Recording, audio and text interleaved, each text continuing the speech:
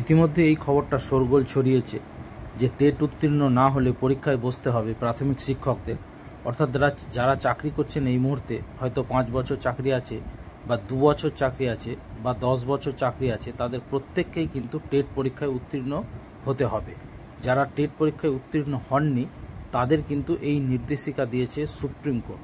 এবং মহারাষ্ট্র সরকারের এগেনস্টে যে মামলাটি হয়েছিল সেটি কিন্তু সারা দেশেই প্রযোজ্য, যেহেতু সুপ্রিম কোর্ট যে নির্দেশ দেয় আমরা জানি সেটা সারা দেশের জন্যই প্রযোজ্য। তো অবশ্যই চলতি মাসের গোড়ায় এমন নির্দেশ দিয়েছিল সুপ্রিম কোর্ট, এবং তার পরিপ্রেক্ষিতে কিন্তু রাজ্যের সমস্ত টিচারদের কিন্তু টেট উত্তীর্ণ হতেই হবে। আগামীকাল ডিটেলস আমি জানিয়ে দেব। আগাম এটা জানানোর জন্য আমি শর্ট ভিডিও করলাম। আগ্রহীরা অবশ্যই চ্যানেলটা সাবস্ক্রাইব করে রাখুন। পূর্ণাঙ্গ ডিটেলস খবর আমি কালকে আপনাদের জানাবো।